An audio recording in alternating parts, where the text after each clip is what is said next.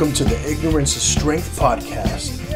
I'm your host, Fabian motherfucking Ojeda, and I don't know shit, but that's okay.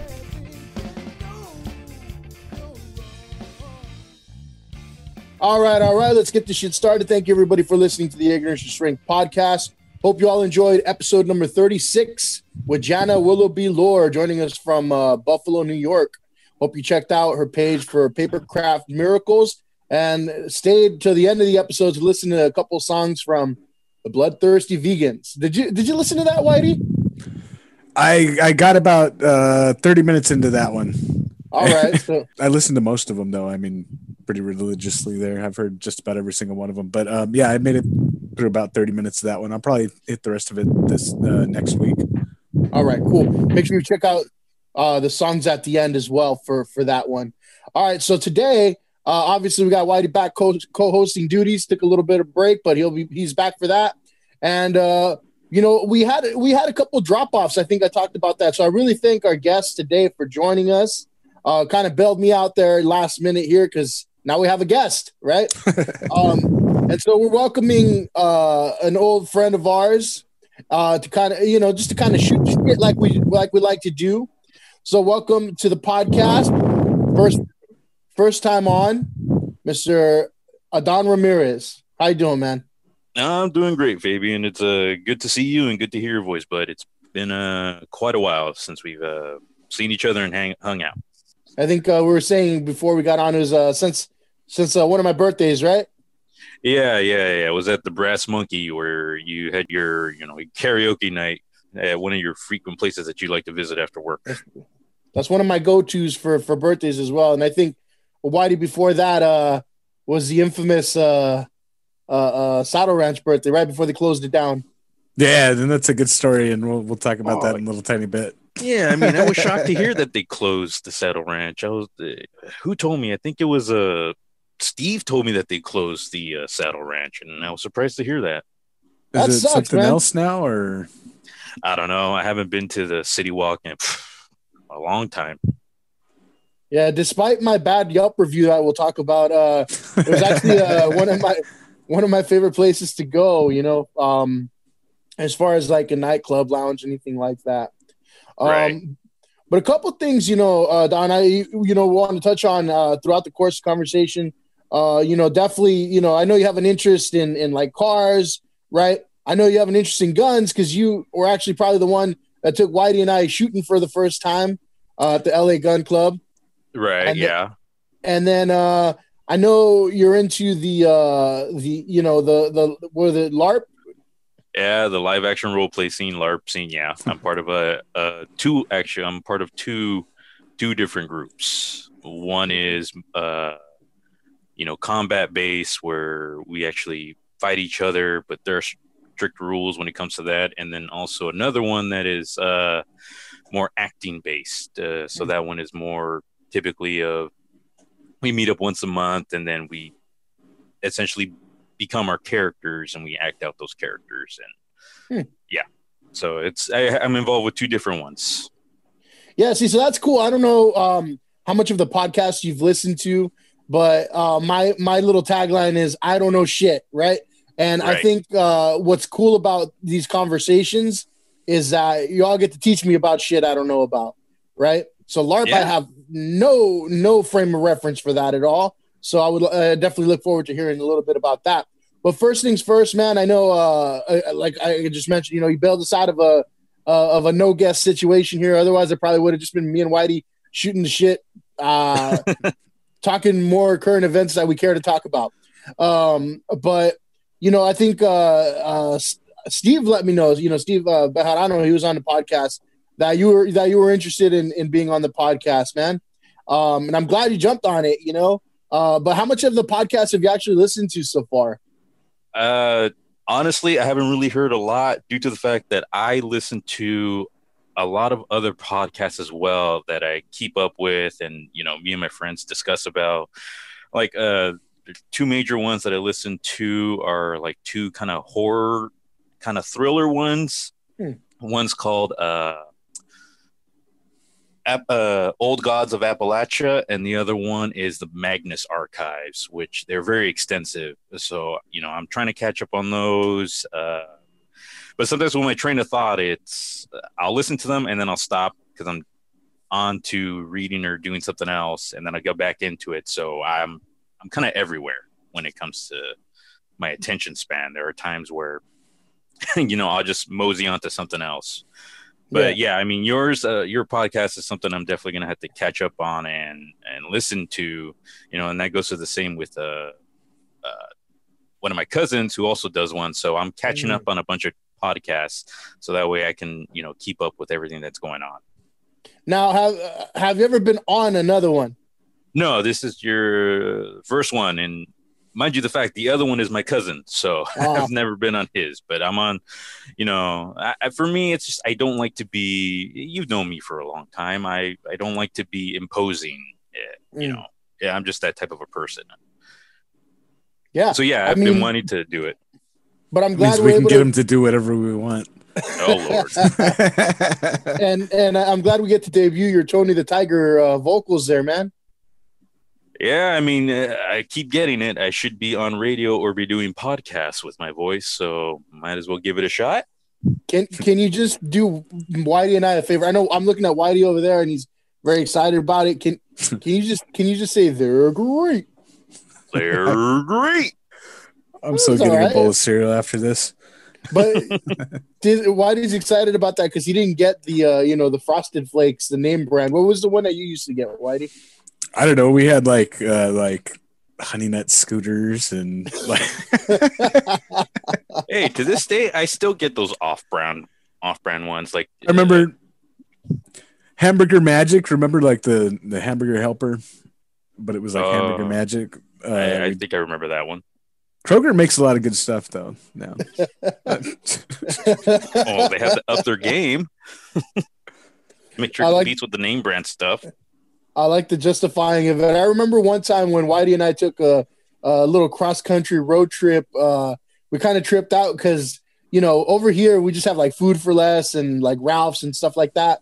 But over in Georgia, they actually had, the Kroger store. And I'm like, Whitey, it's your Mecca. Like, because I remember like everything that you ate growing up was like Kroger brand, right? Yeah, everything.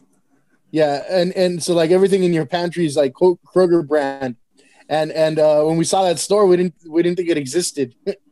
You guys didn't see a Piggly Wiggly over there when you were in Georgia? No, I don't remember. No, we tried to get out of there as fast as possible. That's why Whitey got a speeding ticket. That's really? Right. I did get a speeding ticket. That was a messed up time. We literally got like, I don't know what, 1 or 2 counties out or something like that, and like people were passing me, and they did this like speed trap. It's a 3-day drive, right? And we're like, Whitey, you and I were going to divide up the driving equally and everything, right? And I think probably we're broke, by the way. Like we don't have like steady income or like anything like that going on at the time. I mean, not like it is now. Those trips are the most interesting, even though it was a kind of a bad time. Well, the thing is, when I found out how much the ticket was, or whatever, like it was like a $300 or $400 ticket, I'm like, this is like all the money I had for the trip. Ooh, I'm like, I cannot afford to get pulled over again or anything. Like they're gonna tear up my license for one, and two, like I'm gonna get in so much debt or whatever. They're gonna make me go to jail or whatever because I can't pay it. Right. Okay.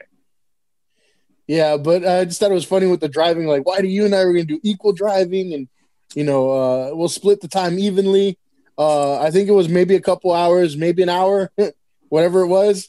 And I did the rest of the 3 days after that. Yeah, and that sucked because he was super tired. And then we had like, there was fires.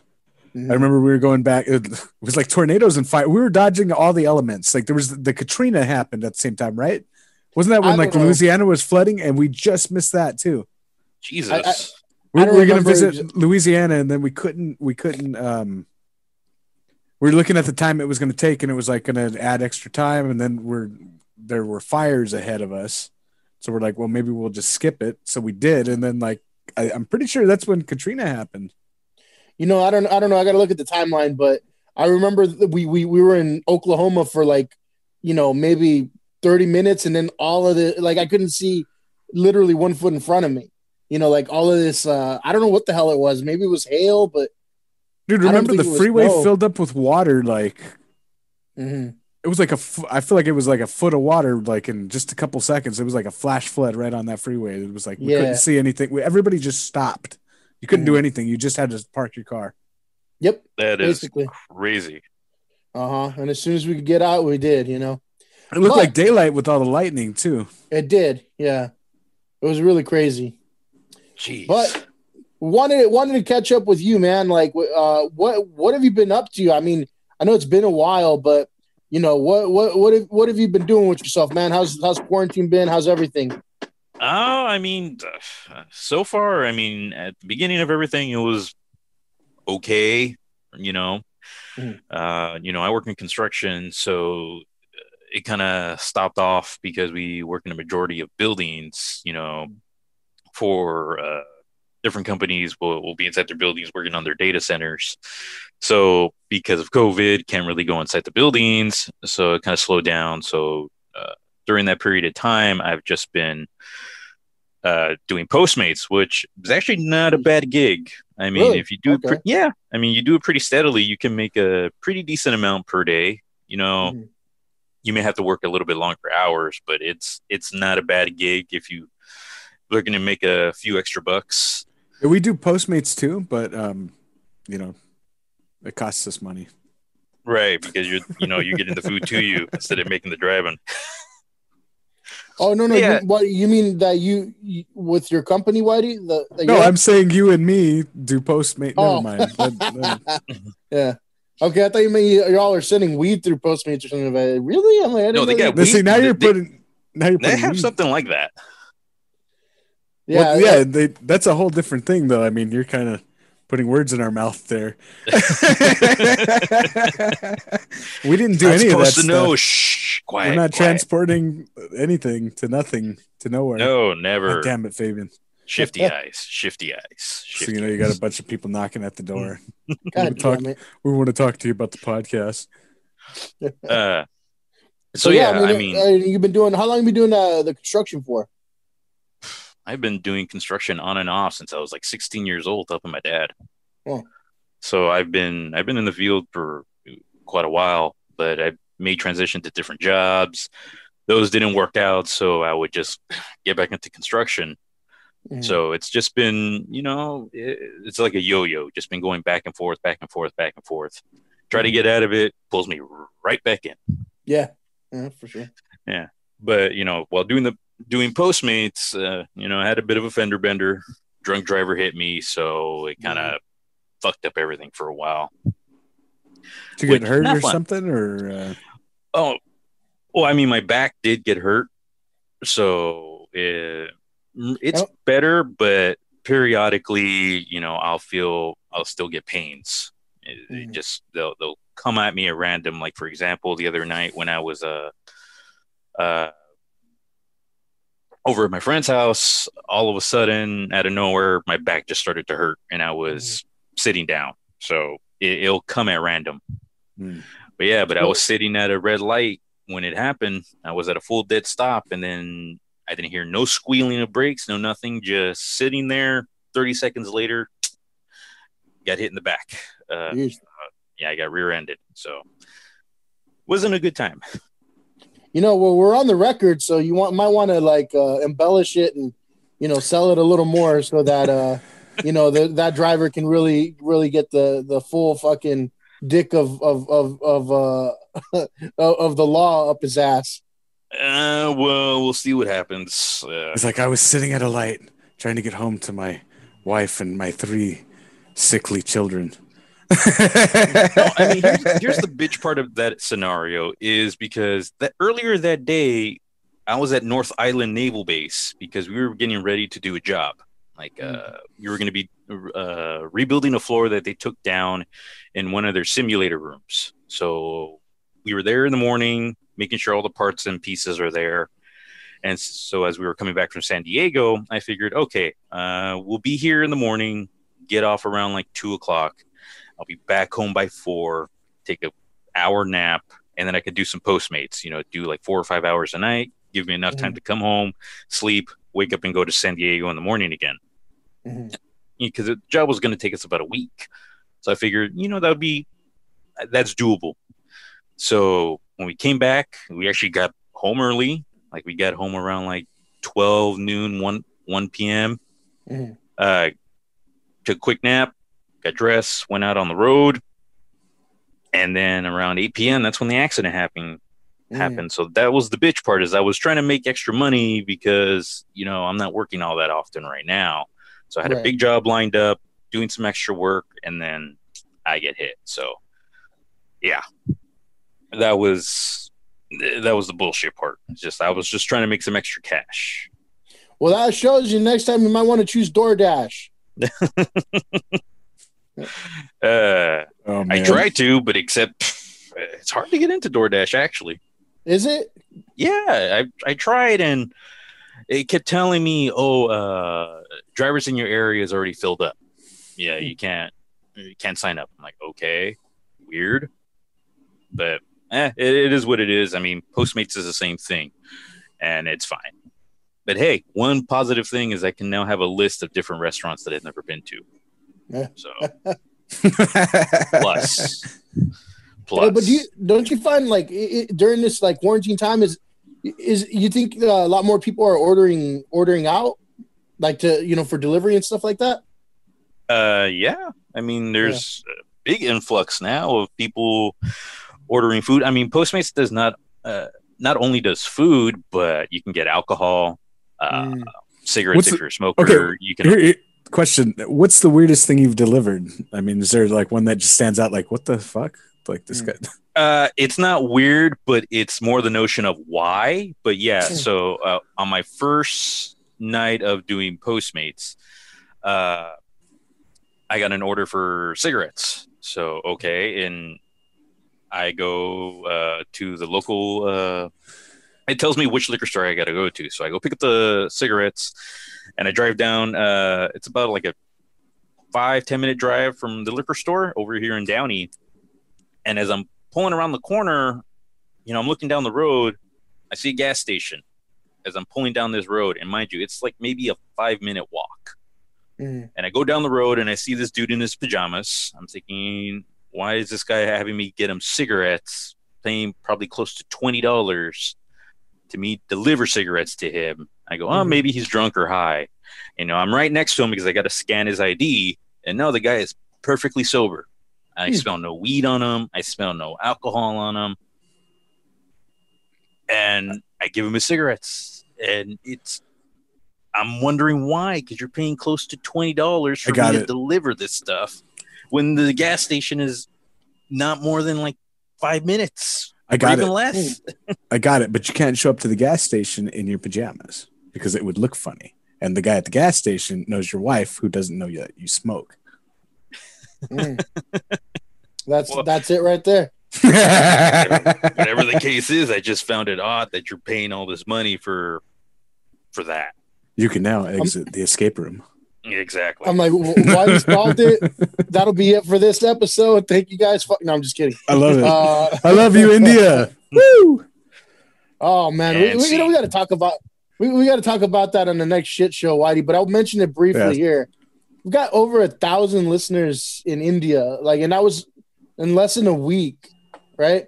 So whatever the hell's going on, let's keep it up because I think it would be pretty cool to be on the Indian charts, along with all these Bollywood people and whatnot. I think what I think it was. I got us on this platform called it was called like Gaana. It was like I guess it's like a Spotify for India or something like that, and I think that really did it. Maybe they just really like American content. I don't know, or maybe they're just fans of Whitey. Well, thank you for letting us in your home, or whatever the case may be. I mean, that's fantastic that over 1,000 listeners in India. I mean, it doesn't matter anywhere where you manage to get 1,000 listeners. I think is a real accomplishment. Yeah, I think we're gonna make T-shirts for everybody that's on, and it'll say "I'm huge in India." I think that would work pretty well. I don't know. I think we can come up with like 3D models or something that we can raffle off or something. Do you see that, Adon, what Whitey's got right there in his hand? Put it up on the screen again. What is that? I know I saw like a brief glimpse of it. It's Bender from Futurama. Nice. He's in a fur coat. Nice. You made that with your 3D printer? Yeah, I got a 3D printer. I'm doing it up now. Nice. Yeah, oh, that's pretty cool to see. Better. So anyway, yeah, I just thought that was kind of like cool. Like Fabian can come up with whatever, and I can print it, and then maybe he can give it away during an episode or something, or read somebody's name off, or. I mean, have a 3D statue of Fabian, just him crossing his arms. No, man, I think that would be cool too. We should probably get like the whole like regular shit show crew and raffle it off or something. It's gonna be a naked model of you, but in the thinking man pose.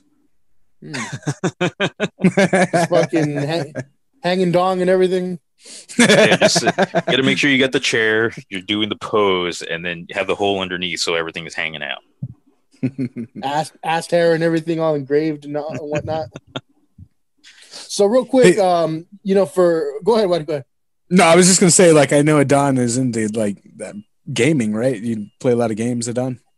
Especially now, yeah. Yeah. So what about, did you see Cyberpunk 2077? Or I've seen glimpses of it, but I have yet to play it. Oh man, it looked terrible on the PS4. They offered all kinds of refunds and stuff. Oh, I know. I read up on that, and yeah, it's unfortunate that those that had to happen. But what can you say? I mean, people been wanting the game rushed out. But then again, they've been in production for like over 7 or 9 years. Well, here's the thing. It's just, to me, it was just a greedy. I want to say it's a greedy move because they have the PS5 that it runs great on. I mean, it runs much better. And they just wanted to put that other system out. Is it so more people can play it, or is it, I mean, obviously it's just so they can sell another digital copy of something and make more cash off of it. Yeah. Yeah, I mean, I thought I read an article that they were kind of pushed into putting it out for the Xbox One and the PS4, but I could be mistaken on that because I know they originally just wanted it on PC and newer consoles, but they kind of were like arm twisted into putting it out for the other platforms as well. But I could be mistaken. I could have, but Mandela effect. I could have sworn that I read something along those lines, but I cannot clearly remember. Right. And I don't know anything about gaming, but I've actually heard about this too, that it's a completely like a massive fail. Like the game won't even load and shit like that. Is that true? Well, no, there's just from what I've been seeing and reading is just the game just has a bunch of bugs in it. So there's just constant issues. It's blurry. It's real blurry. Like there's stutter and stuff like on the screen. Like if you're used to looking at a nice crisp game, like which you should be getting when you pay $70 for a game today with the technology we have out, it just didn't cut the mustard. Yeah. So they issued like 2 big patches at 15 gigs a pop. So they're trying to make the corrections in the games so that way they're, much more playable. But yeah, I mean, the solution was to like take characters out and stuff. Like my brother was showing me one. He's like, look, here's people like in a crowd over here. In the patched version, they're not there because it saves memory or whatever. Like they're altering it so you get less.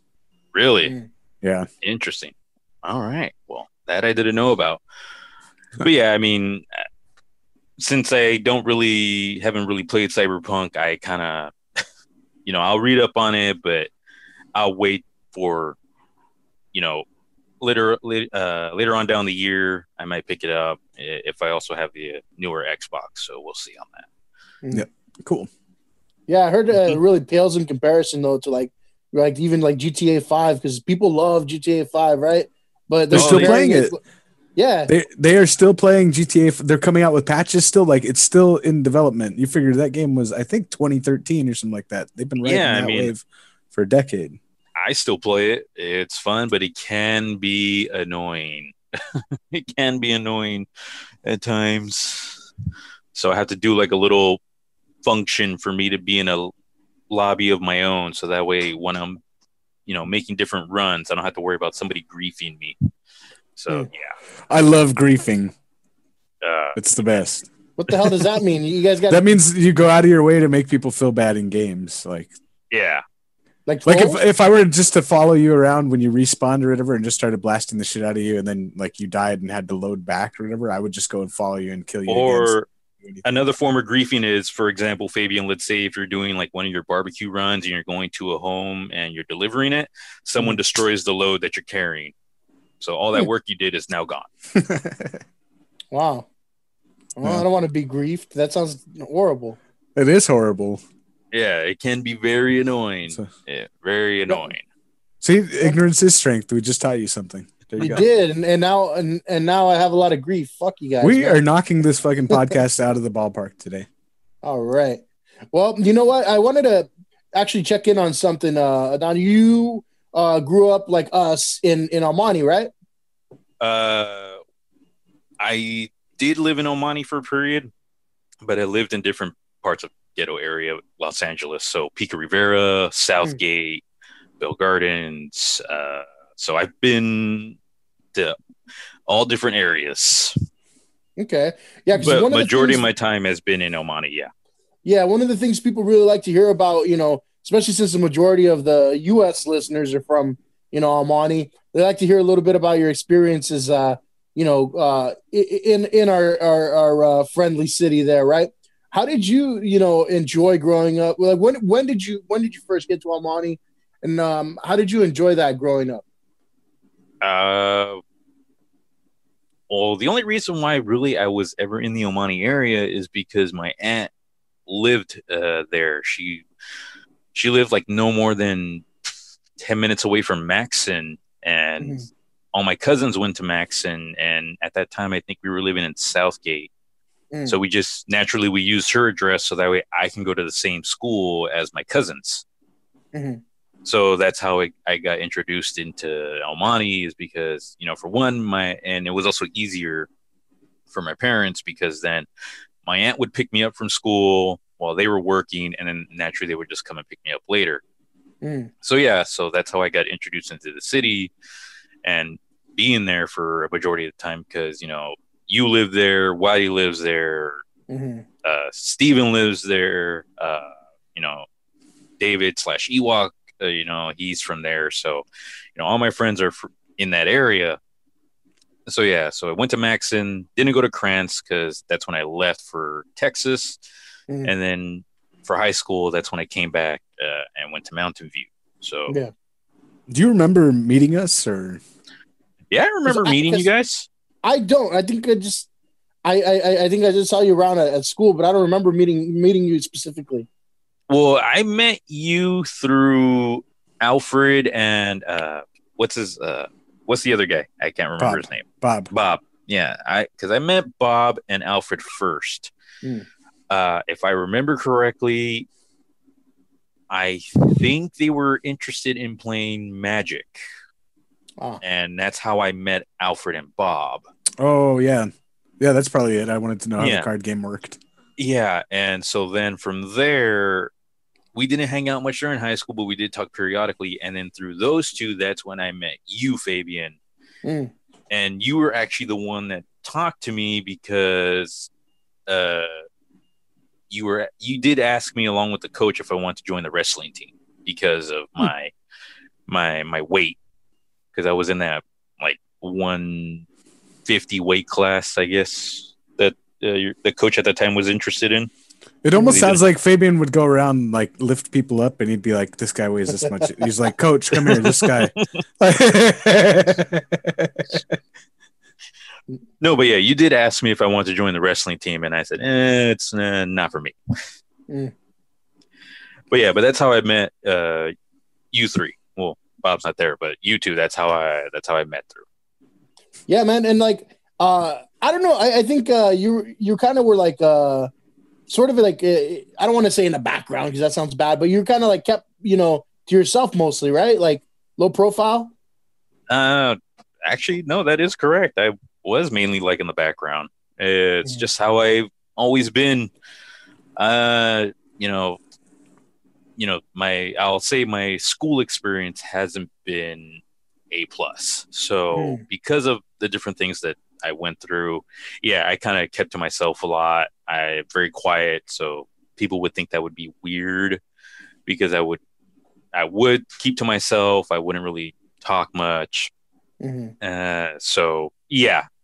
you're right, and I completely agree. I was in the background a lot. I kind of was just there, which just how it is. And I wonder, like, because Amani, we would call it friendly Amani, but it's not very friendly at times, and on the show a lot, we've talked about, whether it's Whitey or, other guests that we've had on about experiences with like bullying and stuff like that. Your personality, I think, since it's, you're so, laid back and a real nice guy and everything, did you experience any of that, or you just kind of like, you were able to get by? Actually, I experienced most of my bullying when I was living in Texas. I didn't experience a lot of bullying here. Like in elementary school, there was not a whole lot of bullying. I think I had one bully, but then I punched him in the face in 4th grade because he ruined a project that I made for Miss Kelly. Yeah, so he was a lot taller than me, and I managed to jump up and I punched him in the face. But yeah, that didn't end well because I'll be honest, I started crying because I was, I was 10. I didn't know any better, and I punched somebody in the face. So. Yeah, but naturally, I was very hyperactive in elementary school. So, people did find me annoying, which, it's fine. I'm used to that notion. But a lot of the bullying I got was actually in Texas, where it was bad, to where I had one person pretend to be my friend. And mind you, he and I had the same exact name. Or actually, his is Adam. And mine's a Don, but same exact last name.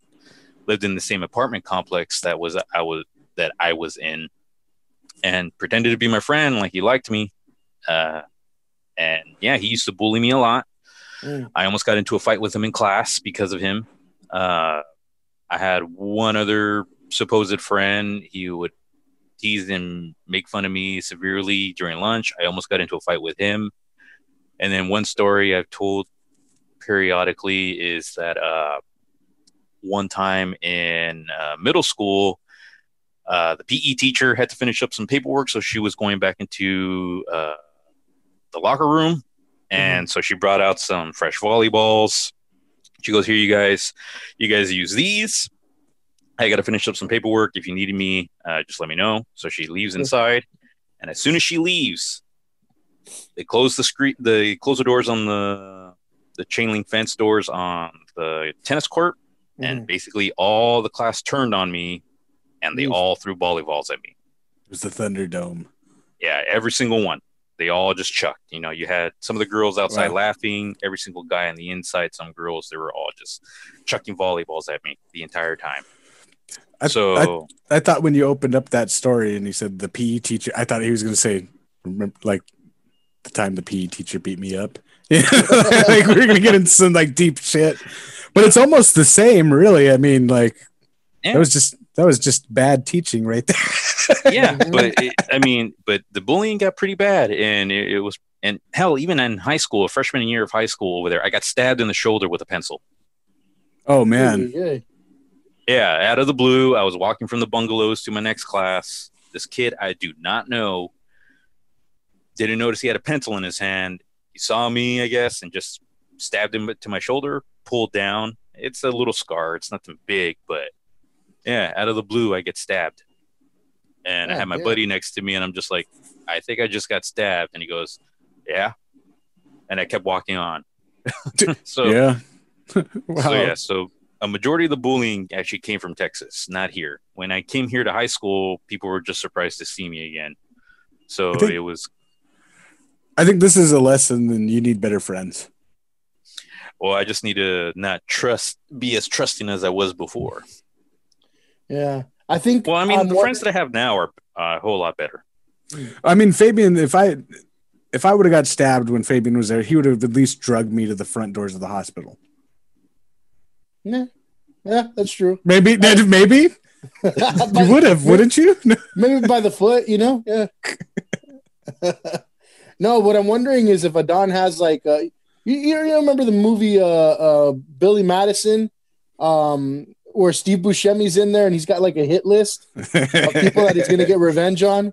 I wonder if Adon has that, because I know the man to be very proficient with a weapon. Is that not true?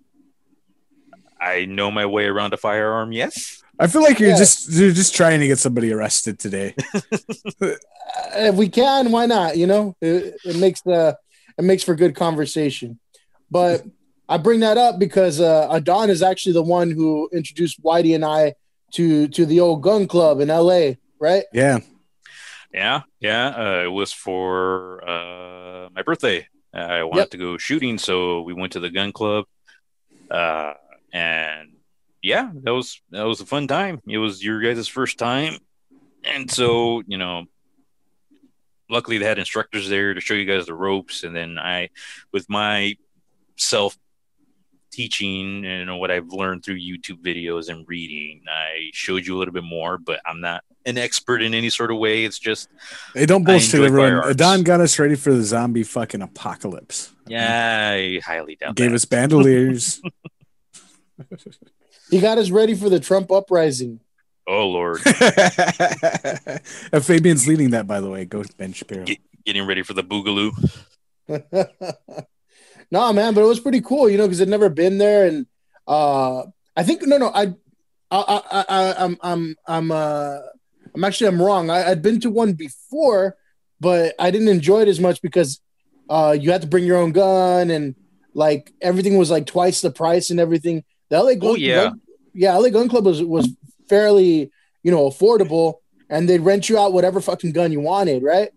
Yeah, I mean, the first time I ever went shooting, this was actually back in Texas, out in the desert with my buddy. He had like a semi-automatic AK and a 1911 45. So that was the first time ever shooting.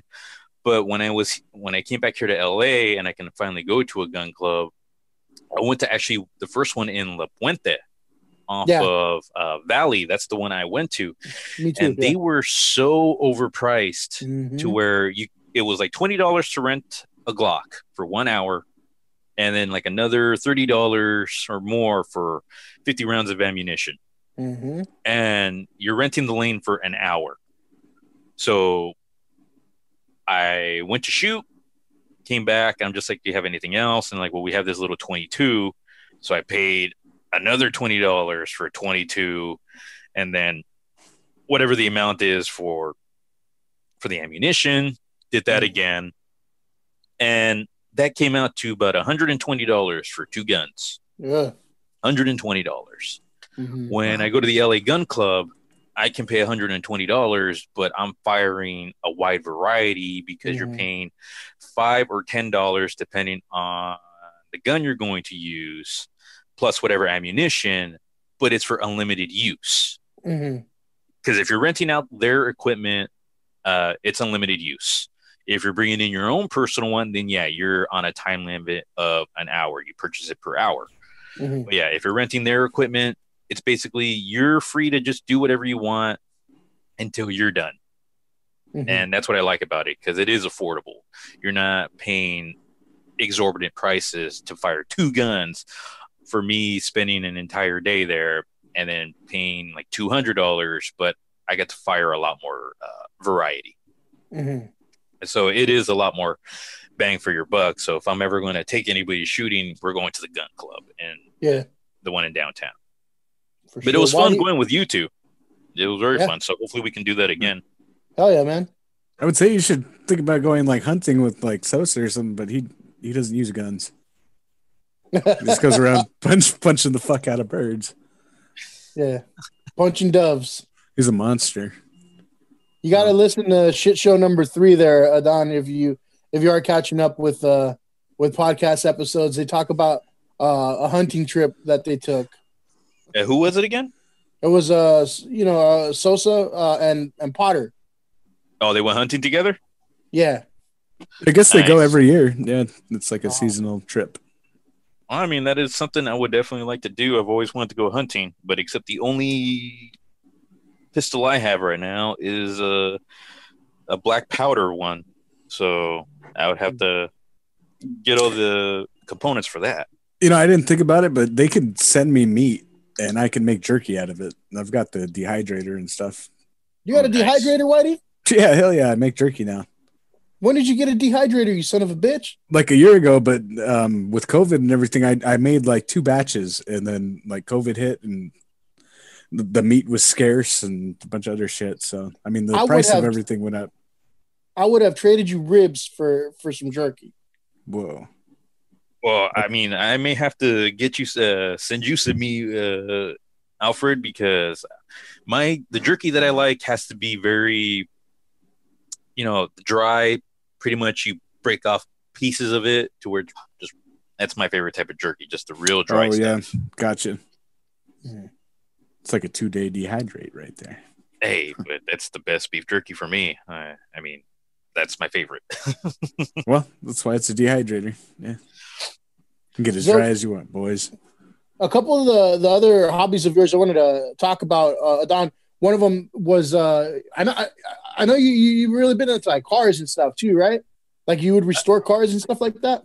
Well, not restore cars, but me and my cousin and his brother-in-law and some of his other friends, we were part of a little car club for a while. It was just a bunch of imports, and yeah, I mean, I haven't restored cars, but I've done a lot of work to my car to where if I mess them up, I have to repair them over a weekend. So that way I have something for work at the time. So I've done, 2-day transmission jobs, 2-day engines.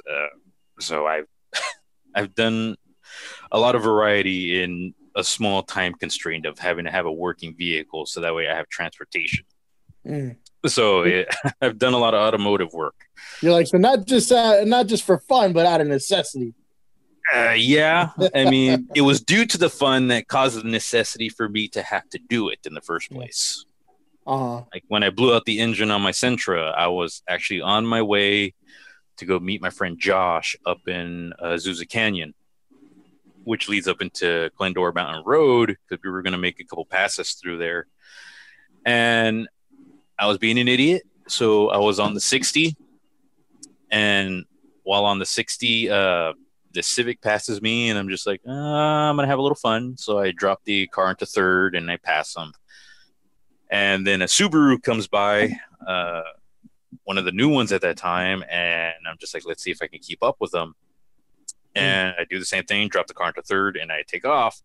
Can't keep up with them, so I slow down, and as soon as I slow down, I just feel the engine just start to just kind of go berserk. You just feel it constantly just shuddering. So I managed to get onto the 605, pull off on Valley onto the Mexican restaurant that's right across the street from the Chevron station, right there at that exit. So I pulled off there, shut off the engine, called my buddy. He met me down there, tried to restart the engine, and no, it was just completely gone. Because as soon as I started, it would just start shuddering again. And I think I either bent a rod or I have no idea what I did to that engine, but it was just completely shot. So I had to buy a new engine next day and then start the installation just because I was being an idiot. So and that's what you get for racing, Adon. Well, yes. Well, yeah. I do not deny that fact that's my little punishment for being an idiot. What if you had like your dream fucking car right now? What would that be? Actually, I did have my dream car. Well, one of them. Actually, 2 of them. Okay, so there's 2 of them I've always wanted, which was a Mustang, which I've owned, and I miss that vehicle. And the second one is actually what I'm driving now. And I know it's weird, but it's a Ford Explorer. Always wanted one of those. And now I have one. So I'm pretty content. But like Uber dream car would be an Aston Martin. That's like my top dream car. If I could have one of those, that'd be just fantastic. I didn't think you said Ford Explorer was one of them. Like I think that would be somebody's like, I want that, but that is kind of weird, man. Well, the reason why is because another weird thing is because I thought they looked cool when they were in Jurassic Park. Oh, okay. That's the reason why that I fell in love with the Explorer, because I liked the way it looked. Now I don't have that same body style, the real square one. I have the next generation one, but I've always liked the way they looked. Speaking of showbiz cars, I want the Urkel car. Oh, the BMW Alpina? Yeah. No, Alpine? It's a real thing. It's a real vehicle from BMW. I just forget what it's called. It's I'm trying to recall it right now. But yeah, that is an actual real vehicle that they made. I think it was either during the 70s or 80s. That opens from the front like that. Mm-hmm. Mm-hmm. Oh. That would be pretty cool if I saw Whitey pull up in the Urkel car. Kids just don't know Urkel these days. Right. Huge. It's called the BMW Isetta. It was from 1956 to 1962. That's when that vehicle was made. But yeah. You hear that, listeners? Just gift the car to Fabian, and he'll make sure it gets to me. I'll put it in the back of my truck. It's that small. Oh yeah, I saw you. Congrats on the new truck, Ranger. Yeah, it's a nice one. That's a nice little truck. I'm like, man, I always kind of wanted to just have a truck. It's always nice to have to have the ability to move shit to and from. Every time I see a big vehicle like that, I just think Canyonero. Yeah. Just driving around in there, just say Canyonero.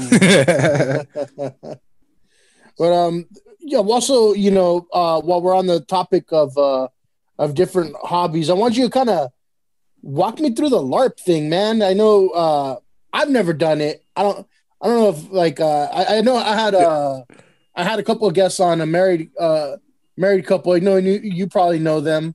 Oh, the guy. Remember Miguel Huerta? Yeah, I remember Miguel Huerta. So him and his wife, I think they do a little bit of that. The Renaissance fairs and all that. I don't know. Want to hear about all this them together. Yeah, man. But walk me through some of that stuff. How'd you get into it? What does it consist of? Because there's two different ones that I'm a part of. So do you want to hear about the combat LARP and then the more acting one, or which one first? Let's hear about the combat LARP, because that sounds like it's going to be some crazy shit. Okay, well, all right, everyone get your fucking popcorn now, because this is going to be... Well, the combat LARP is called Amtgard. It's been around since the 80s, and it was actually formed in El Paso, Texas, where I'm also from.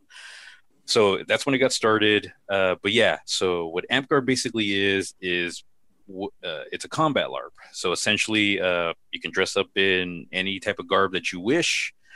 You get to select a particular class of character that you want to be, because when you choose a class, they're going to have their own set of abilities. So there's a level up system to this game. So as long as you participate each and every week, you will get an experience point for it. And gradually, as you get more experience points, you move on to the next level, which allows you, as a person playing this character, have a different set of abilities. So typical one you have is you got fighters, archers, barbarians, wizards. There's a whole slew of different classes that you can choose from.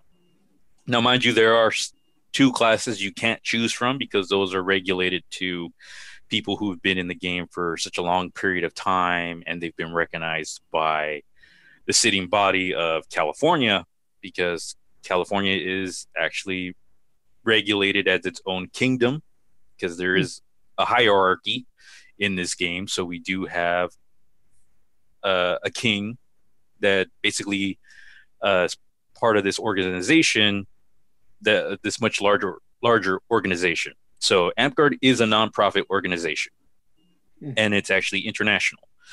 And so different parts of the U.S. actually have their own kingdoms. So California is known as the Kingdom of Westmarch. So, and the heads are in Sacramento. So we have our regent, our prime minister, our king, and our treasurer. And basically they monitor everything that is going on in California, fight any disputes. There's also, if there's any charges of any wrongdoings, they'll go ahead and they'll take care of those punishment befitting. So depending on the infraction, if law enforcement needs to get involved, then that'll happen. But I'm just saying that's just extreme circumstances. But they just regulate everything that is going on throughout California. So, but it is monitored. But when it comes to the combat itself, so typically on a normal Amtgard day, so you'll have your usual just what is called ditching. So essentially you just have two people come onto the field and they just start fighting each other. But everything is within its rules because all of the gear that we use is padded or they're made from items that you can find at home. So you can use PVC piping, but that PVC piping has to be covered by 2.5-inch thick foam. So you can use pretty much any type of foam. So typical easiest way, pool noodle. You can go to your, Big Five, get some pool noodle, make sure it's within like the 2.5 inches around, and construct your weapon within the rules, and then you can start fighting. So, I mean, you'll have, there have been people in this game for so long, they'll teach you the finer aspects of how to fight, how to maneuver your body, how to manipulate the weapon, and I'm doing it in quotation marks, how to manipulate the weapon. And, there's, as I said, there are people that have been playing this game for like 15, 20 years. Wow. It's very extensive. And you'll typically just go out into the field, have a couple ditching practices, really try to get your shots in, because in a typical ditch or even in a typical game when you're going against somebody else, it can go quickly. And you're talking about, let's say if you're looking at two fighters in like the UFC, I'm not saying we're anything like them, but it's pretty quick to the fact to where you're measuring each other up and then you strike. And then hopefully you land a strike or it gets blocked. So it can happen in, the blink of an eye, a strike will happen. And some of these guys are incredibly fast. And it's pretty inspiring to see. And when it comes to the hitting, so I know you're probably thinking, well, how does somebody know that they've been hit or if they've died? Well, it goes by a 2-hit system. So typically in the rule book, it'll say, look at your body as if it's in a one-piece bathing suit. So your chest, the groin, your buttocks, though, and back is considered a one-hit kill because that's where your vital organs are at. Especially the buttocks. Yeah. Well, I mean, it's just considered that one-hit kill. But also, depending on placement of the shot on the buttocks, sometimes it just might be considered a leg. So then... I still consider it a buttocks. Well, the rules can kind of get gray when it comes to like the upper portion of the leg. So you're kind of like in that fine gray area. Well, is it really considered the butt or is it like a leg? So it can kind of get a little bit fishy. I got struck in the buttocks. And then when it comes to the arms and the legs, you have to take off 2 limbs in order for the person to be considered dead. So if you can double tap an arm, they're dead, or each arm dead, double tap the leg, 1 leg dead. Well, actually, the legs are a bit of a gray area as well, because if you strike somebody in the leg, they have to either mention they're going to get on 1 knee to show that they're legless, or they'll do what is called posting. So let's say somebody like me who has a bad knee, it's difficult at times for me to get up and down. So I'll say I'm posting, which means I keep my leg solitary on the ground, but I can still pivot on it, but I cannot move it. and I had to defend myself, basically stationary, but pivoting around a dead leg. But it's different in the way to where if I'm on the ground on my knees and they strike the dead leg, the hit does not count. But if I'm standing and I'm posting and they strike the same leg that they hit, then that counts as a hit, because now it's visible for everybody to see. So the rules can kind of get a bit wonky, but everybody has agreed to them. Mm-hmm. Now let's take a step back and let's bring in real weapons and real armor. So you're talking to SCA. I don't know. What is SCA? SCA actually uses live blunted weapons and armor. Oh my God. So so that is a thing. That's called SCA. But the one that you do, how often do you do it? Like, are there tournaments? Are there meetups? Like, how is there a schedule or what? Yeah. So each park has their own what they call. So in California, or actually in any AmpGuard park across the nation, so you have your kingdom, and then you also have your baronies, principalities, and then the lowest level, which you can start off as long as you're recognized by the community of California, is called a shire. So you're at the lowest end of the totem pole. Until you hit a certain number, then you're on the next level of the totem pole. But shire is basically where you start off as a small park, and you set up your meet times. You can meet up every week, every 2 weeks. It just depends on what the people who are going to be doing it will want to do.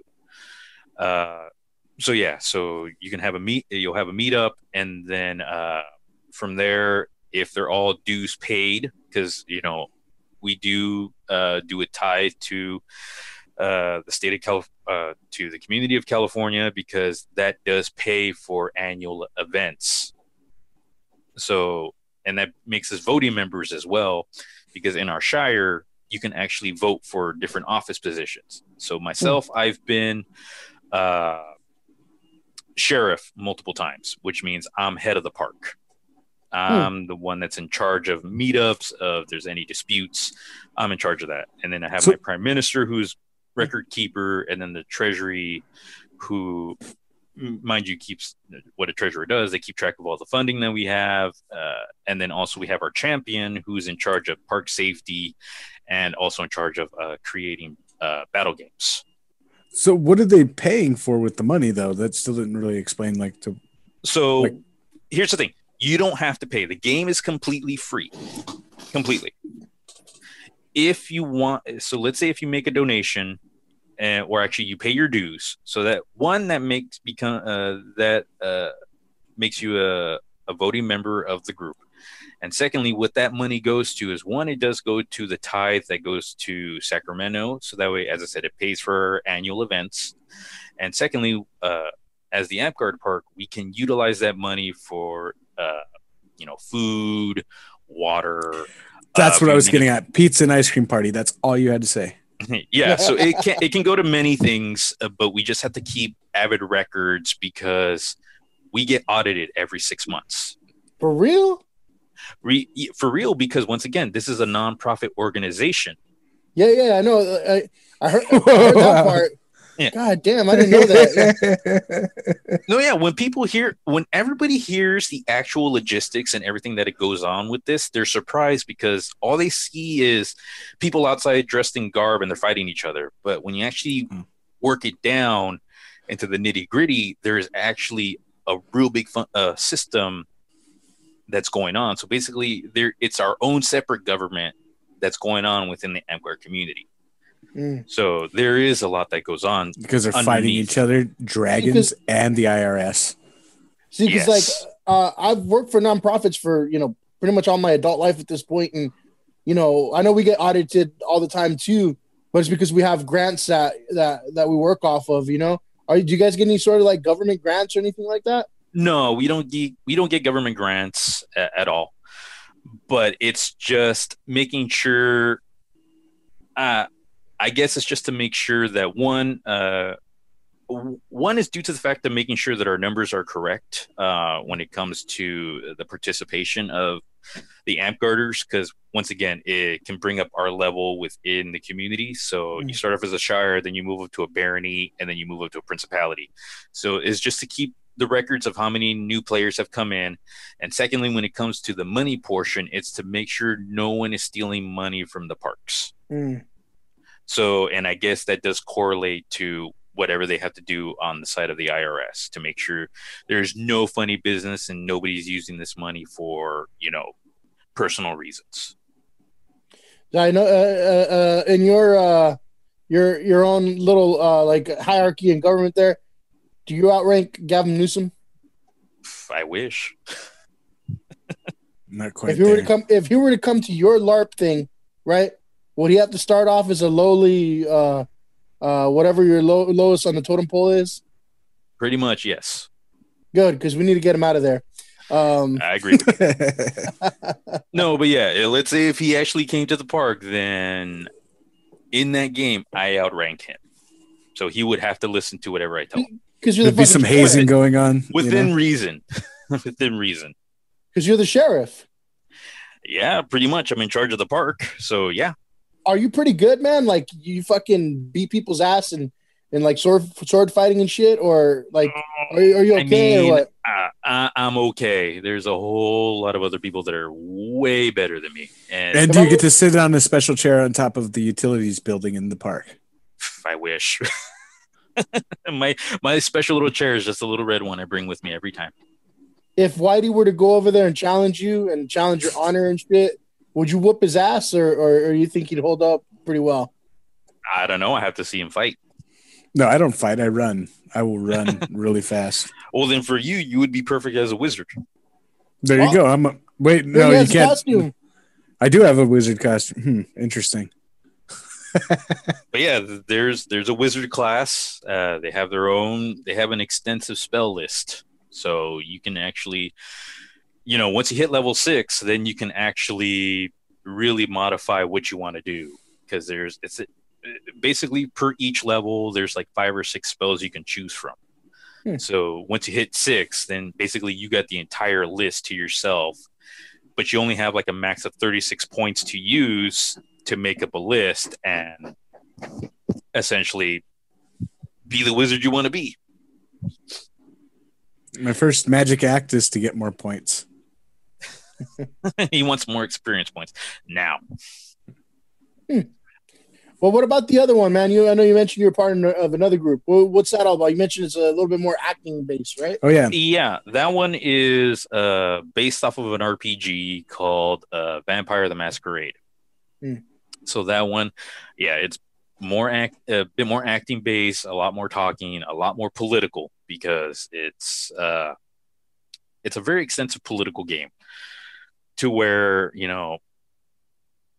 you're creating your character, which is a vampire, and you're trying to keep concealed what is called the masquerade, so that way you're not exposed to the public, and at the same time you're part of this bigger community of vampires that are all part of what is called the Camarilla. So basically its own government system within the game. So so yeah, I buddy of mine by the name of Patrick Buchanan, he was the one that got me into it, because every Friday we would meet up at his house and we would have our game night. So we would play board games or do like D&D sessions. So he was telling me about it, and I got into it last October to where I made my character. And yeah, it's been a pretty interesting and fun game to be a part of, because I get to portray this character that I've created. Well, I didn't actually create it. It got created for me because I'm new. And from there, I just took whatever they gave me and I just ran with it. So it's been an interesting dynamic to where I have made such progression in such a short amount of time. But at the same time, when I'm playing this character, I can really feel it, and at times I will develop headaches on whatever the scenario is going on, because I started low off on the totem pole, and then now I'm pretty much at this point second in command of what they call the city in the city of LA for this game. So it's been somewhat of a upward progression, but yeah, that one is very acting based. We would meet up once a month, get into our characters. You can dress basically you dress any way you want, and you portray this character, and it can get quite vicious at times, to where sometimes we're yelling and screaming at each other, but we'll have pauses throughout the game to make sure we're all okay. So let's say if we're having like a screaming match, and I've had some moments in this game to where I have freaked people out, to where, they'll see me screaming at the top of my lungs. And then, as soon as it's all said and done, I'll stop and I'm like, everybody okay? Everybody fine? Everybody cool? And then I'll get back into it. But yeah, I've had many moments to where I go back to your cars. To where, a buddy of mine, as soon as we got done, I remember one session, I got done with yelling and screaming, and we were talking about how we're going to take care of a particular problem in game. And I'm just like, well, I don't know how much I should actually say, because it kind of got pretty dark. Do you want me to go the full dark route, Fabian? Because I'll go the full dark route. Absolutely. Okay, so basically in this game, we had an issue with a priest. So we were debating how we're going to get the priest out, because vampires and priests, it's kind of hard to interact with depending on their, what they call faith level, to where how near we can get to them. So we were having an issue to where, how are we going to get to this particular person? And if we get this person, how are we going to deal with them afterwards? So I'm there. I'm drinking a beer. I'm actually drinking a beer. And I actually tell the storytellers, Denelic, that's my character's name, is drinking a beer. And vampires cannot consume alcohol. So I have to, what is called, use a blood point in order for me to consume the alcohol. So I do this in character while I'm actually drinking a beer. So I'm drinking a beer and I'm looking straight up into the sky, onto the ceiling. And they see my eyes kind of glaze over, and I'm just like, well, easiest way to take care of the priest. Why don't we frame him that he was a child molester, and then we have the child kill the priest? Whoa. And I start laughing. And it's not just a fake laugh. It's a gut laugh. Like an authentic gut laugh. And I just see everybody looking at me as I'm having this laugh. Because some of them know the background of my character, and apparently he's very twisted because I don't know my background. Essentially, that's the way it was made. I don't know who I really am. But some of them, like add a character, they do know it. So when they see me all of a sudden having this gut laugh to something horrid I just suggested in character, yeah, they freaked out. And my buddy Patrick was just like, yeah, you kind of scared me there. I'm just like, really? He goes, yeah, that was very twisted. And the way you laughed, it creeped me out. I'm just like, cool. Well, but yeah, you're a pretty sick fuck, Adon. Well, I got into the character. What do you expect? He's a sick bastard. Well, you know what? You seem to have a lot of power, man. You're the sheriff in one game. You're the number 2 in another game. You must be getting all the LARP bitches. None whatsoever. Hey, so you mentioned trying to build you up here, man. You mentioned you and your friend play board games and stuff. With everybody in COVID right now, what are some good games people can play? I don't know what just happened. Sounded like I was running or something. Well, everything fine? Everything good? Yeah, everything's good. It sounded. I mean, game-wise, when it comes to like board games, oh man, I haven't really tried doing any board games online. I mean, the typical games that I would just play online would just be whatever I can find on Xbox and whoever friend is on. I mean, I know there are some websites that can cater to board games, but I haven't really got into them. I mean, a majority of the time, like now,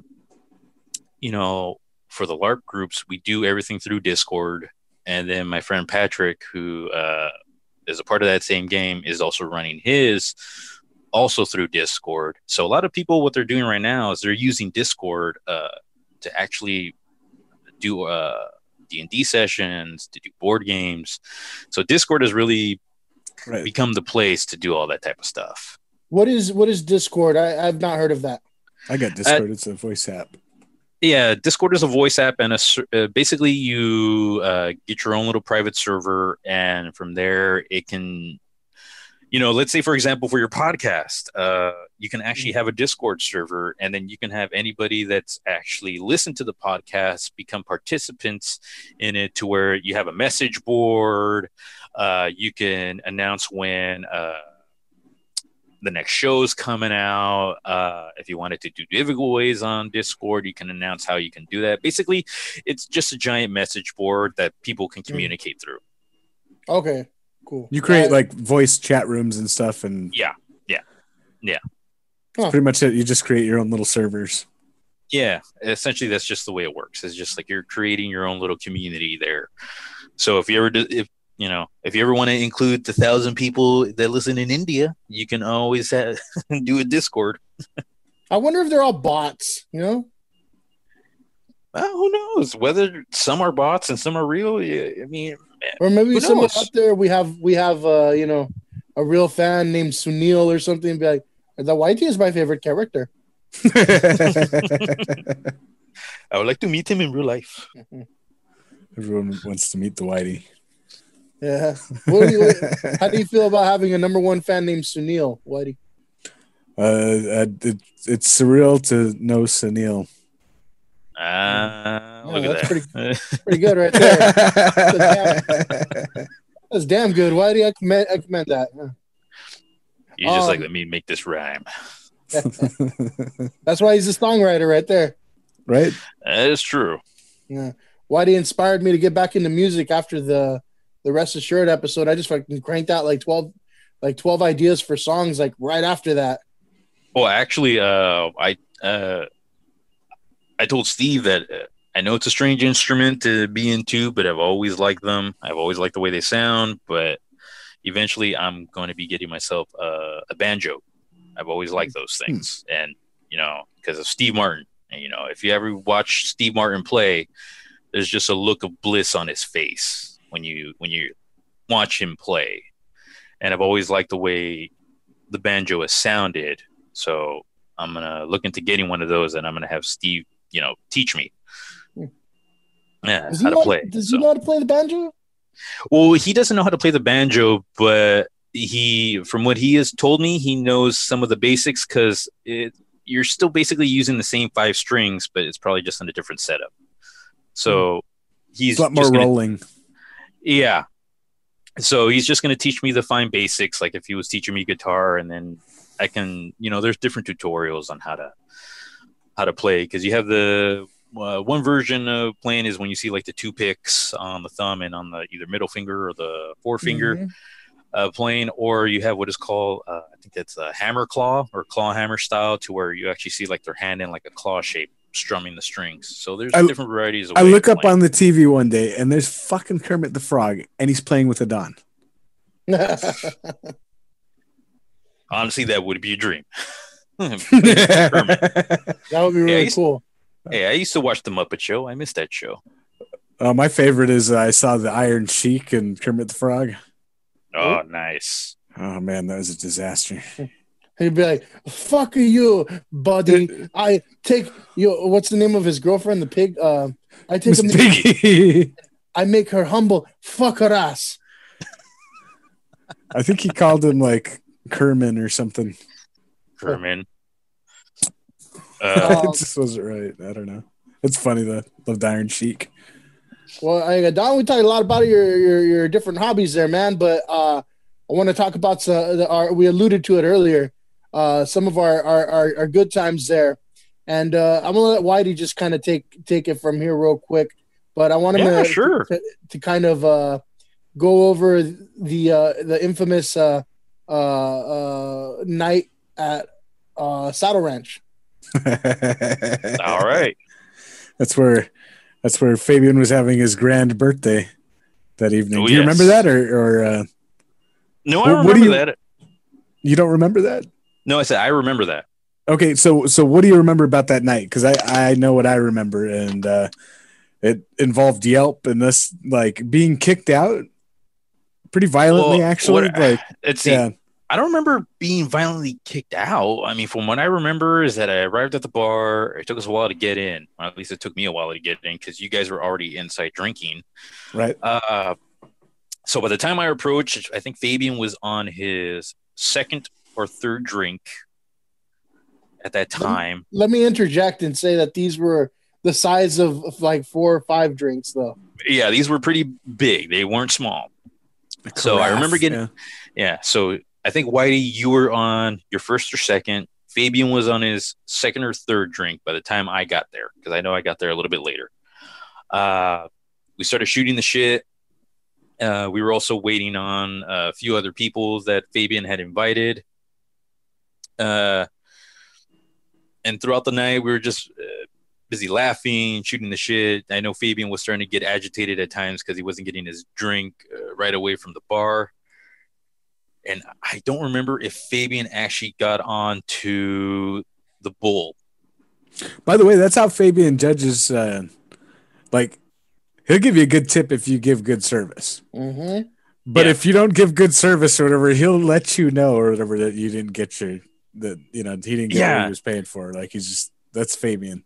Yeah, I know. He was getting agitated that he wasn't getting his drinks. And so I remember that. As I said, I cannot recall if Fabian actually got on to their mechanical bull or not. I feel like that's a yes, but I'm also wondering if not, or he was contemplating actually getting on the bull. Because I know we were talking about it. And Fabian was just like, yeah, I think I'll do it. And then he was just like, no, I don't think so. But I cannot remember exactly. No, that would have been a bigger mess. No kidding. Yeah, I think you were contemplating it, but it just never happened. That you were going to do it, but then you're just like, no, never mind. But yeah, we were just moseying all around that bar. Like, we went from one section, and then we kind of went over to like the other section to where the dance floor was at, because we were at the back bar. Mm-hmm. So yeah, we were busy moving all over the place in that whole area. See, here's what happened, and maybe you were doing something else at the time, but we actually got kicked out of the bar. And security was there to escort us out. Because we were standing by the bar, and I guess they had this big old thing where like they're like, keep this area clear or whatever. Like, and Fabian had just blown a ton of money on drinks. Right. Like he bought everybody's first round, whatever it was. Like, there was like a lot of money being fucking passed back and forth, and the guy's taking forever to get the drinks, whatever it was. And Fabian's like, it's my birthday. Let me just stand here for a minute. And they weren't having it. So he's like, well, fine, then cash my ass out, And then he starts to he starts taking any drink that's right in front of him. Like, there was just drinks all across the bar, right? He just starts tipping them over. He's like, clean this or whatever, like, do this. And he's just throwing drinks back at the bar or whatever. Like, I mean, just fucking like, I've never seen anybody do that. So then we're being escorted out. I wasn't really like being escorted out because I wasn't being ornery about shit, but Fabian's like, all right, well, fuck this, we're leaving or whatever. Like, anyway, so I had to go take a piss. So I broke off from the group for a moment. And then when I come back, Fabian's standing there. I turn around the corner to the exit, and Fabian's standing there with, I think it was Christina. Mm-hmm. And you guys are talking to the manager or bouncer or whatever the fuck it was. It was a guy in a suit. And I'm like, oh, fuck, or whatever. I'm like, I didn't know what was going on. I'm like, oh, fuck, something else happened or whatever. I better fucking go try to save the day over here, And then I hear, like, yes, sir.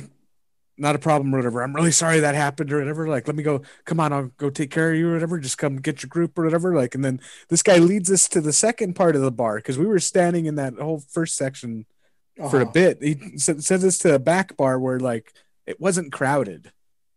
And he tells the bartender, he's like, okay, you guys sit here. He gave us our own little section. And he tells the bartender, he goes, make sure you take care of these guys.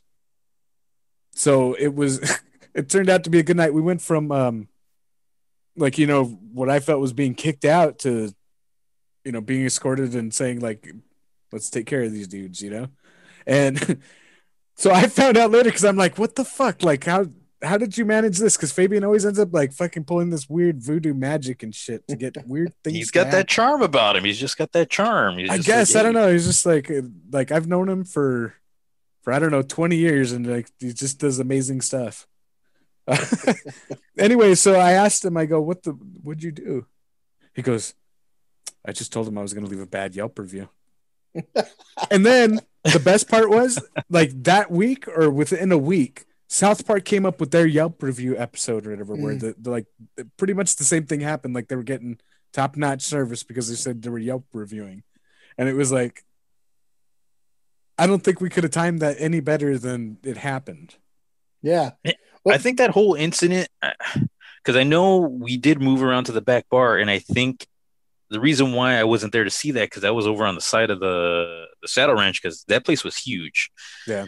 And I was busy kind of chain smoking because I think that night I was having a bad time on a particular other subject. But I think I was just like, I did like a back-to-back smoking spree, because when I came back, that's when someone told me, oh, hey, we moved to the other area, which is the back of the bar, which had less people in it.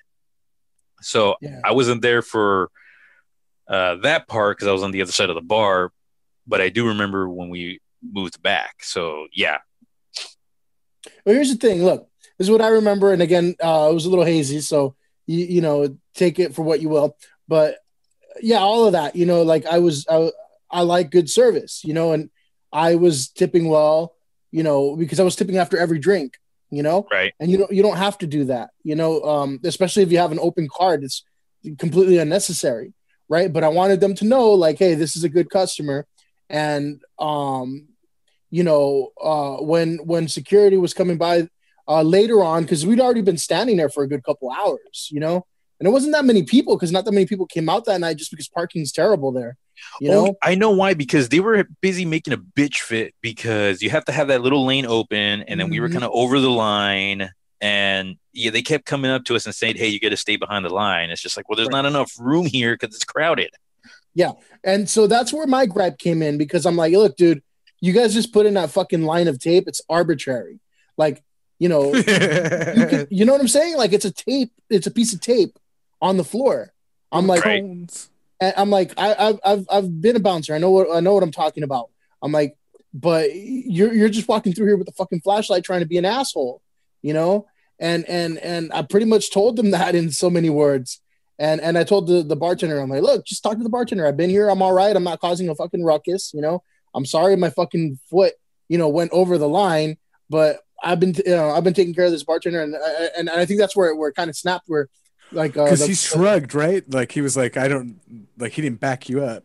Right. So the bartender's just like, like, I'm like, well, fuck you then. And like, that's when the drinks started flying. That's funny, man. Like, I've never seen that happen ever anywhere. Fucking hilarious, great story, great moment. Because I'll never forget that. It might have been an overreaction, but I was like really offended at that point. I'm like, well, fuck you then. I literally told him, well, fuck you then. Close me out. I give me my fucking card. Right. And the bouncer. I mean, you're spending a crap ton of money. You're trying to make sure that the bartender's being taken care of.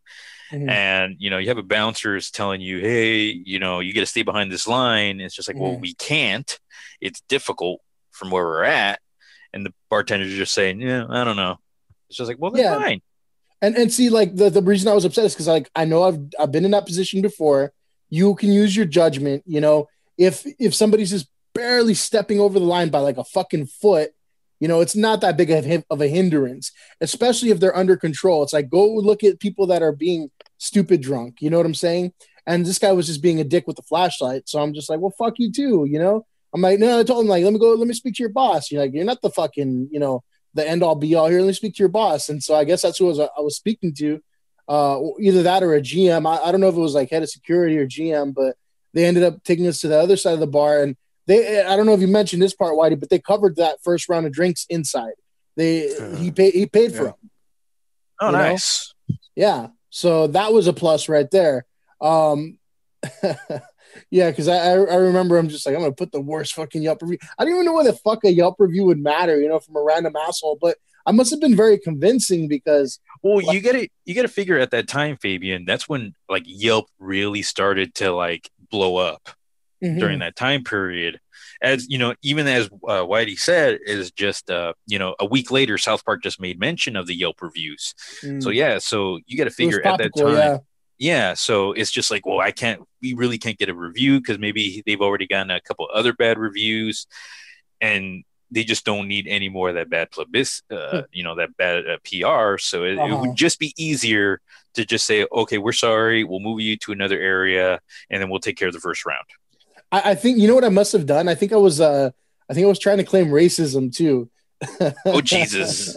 So that magic word might have done the trick there. So, you know, if ever you're in a position where you feel that you're being wronged, you know, just throw out the old racism word. This might not work for you, Whitey, unless you show them your ID, but it may work sooner than you think. That's true. Yeah.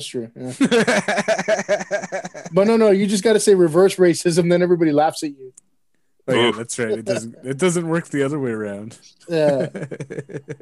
Yeah, no, but I think that's probably what it was. I just remember something really kind of changed dude's mind like instantly, you know? Because by all means we were leaving, we were getting out of there, right? And I guess I just turned on the right charm or the right fucking threat. Hey, so whatever you did, it worked because you ended up being allowed to stay, and then in another part of the bar. So yeah, but good time. That was fun, man. I know it was a while ago, but that was fun. You know, I think that's one thing, Don, that's cool about you, man. If you know, we invite you to a birthday party, you're going, you know, and that's always been that's always been something that I've liked, man, because, you know, you invite people sometimes and they give you the whole like, maybe, or I'll try. And of course, you're not going to show up. But we invite this guy here, this guy's showing up, right, Whitey? That's right. Yeah. Like I always said, you can always count on Don to be there. Yeah. I mean, I always try my best, and I'm not going to bullshit you around. If you're telling me, hey, it's on this day and I got something on that day, I'm going to be like, hey, you know, I really can't make it. I've already had other plans. I'm sorry, you know, I'll make it up to you. But yeah, I'm not going to just be like, oh, maybe, and then just not go. It's no, if I'm going to go, I'm going to go. But if I got something else planned for that day, I'm just going to be a straight shooter. Just like, hey, I can't make it, you know? Yeah, man. But from somebody who, you know, was kind of in the background and, you know, just kind of low profile, man. That's an admirable quality, you know? Yeah. And I appreciate that. For sure.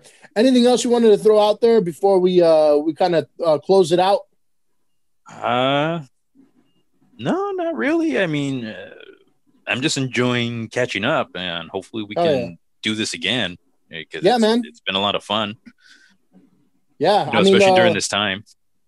I know we're going to do the shit show, and I think next week we're going to record it. So if you wanted to jump on that, I'll throw you the Zoom link for that. You know, I'm going to try to have more people involved in those, like, you know, little increments, like in 15, 20, 30-minute increments to join us with the other guys. When we do the shit show, it's myself, Whitey, Potter, and Sosa. So the four of us are always looking for funny shit to throw out there for those episodes.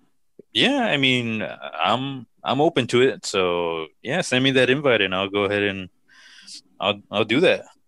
Oh yeah, man. So actually, I know what my next episode is going to be about. I haven't done this in a bit, but I used to ask at the end of every episode for people to comment on the next episode. So next episode, I'm going to have back on our local astrologer who's been on a couple times before. She read my birth chart, which was kind of weird. But I don't know if you believe in any of that stuff. But we're doing, what do you call it? Horoscopes and important dates for 2021. I put this out there on Instagram today. Do you see, 2021 as a sort of reset like every other year, or it's just kind of another fucking day for you? It's just another day for me over here. Honestly, you know what? I cannot say for sure. I mean, maybe it might be a reset once everything kind of calms down. Mm-hmm. which I hope it does, because everything that's going on, everything that I've read, seen, heard, it just boggles you on how everything has turned out so far. And it's just, it really just puts into perspective the different types of dynamic of people that you'll see and you read, because I do read certain things on the Twitterverse, and I'm also reading news articles. I'm not looking at the fringe stuff. I'm looking at like legitimate news articles, and and just seeing that everything going on. I hope once everything rolls around, that maybe there might be kind of like a reset to where, like, holy shit, what has happened? All right, let's try and fix this. Now there's going to be that fringe group that we're always going to have to be worried about. To people that say that, oh, we don't have to worry about them. No, you do have to worry about them, because they're there. They're always going to be there. What they do next, we don't know. And that's a bit of a scary notion. Yeah. But we can't let that, that fear overtake it. But they're always going to be there. They're the ones that are going to be saying, well, it shouldn't be like this. How could we have allowed it? So they're going to be there for the foreseeable future because of the child that's leading us right now. Are you guys getting the vaccine? Yeah, I will. I'll get it. Yeah. I'm not in any rush or anything, because I don't like rushing to anything. Like when a brand new restaurant opens up, for example, people just want to rush there, especially if we've never had one, right? I don't know if you remember when they opened up a fucking Sonic in Duarte. Yeah. Dude, you couldn't get in there for like 3 months, 4 months, whatever, right? That's how I feel about the vaccine right now. It's like, I think everybody who wants to get it's going to rush to it, right?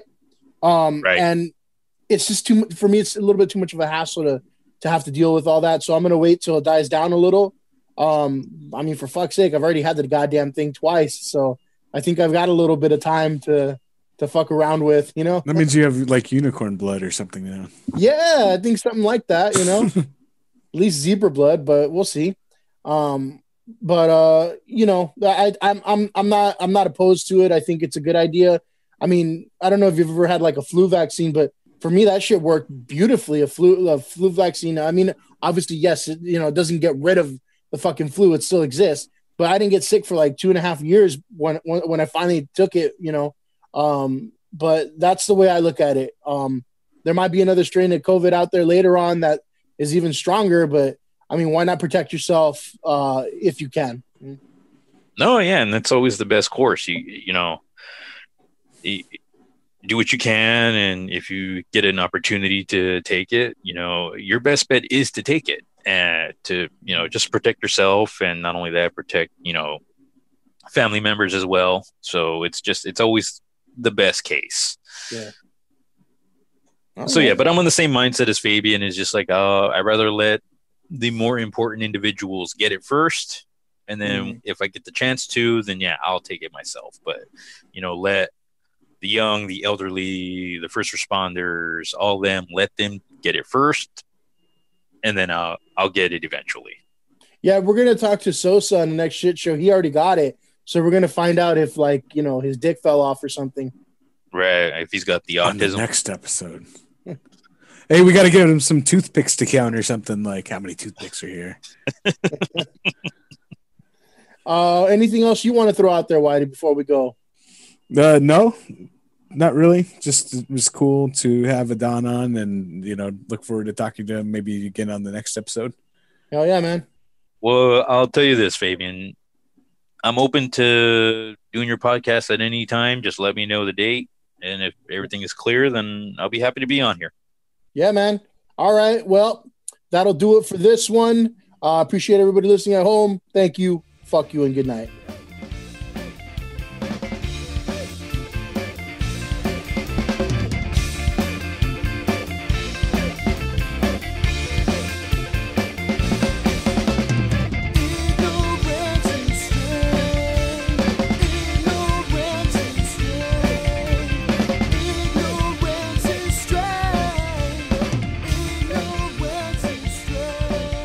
subscribe to the Ignorance is Strength podcast on Spotify, Apple Podcasts, and Google Podcasts. Like, follow, and share on Facebook and Instagram at Ignorance is Strength Podcast and on Twitter at The Ignorance Pod.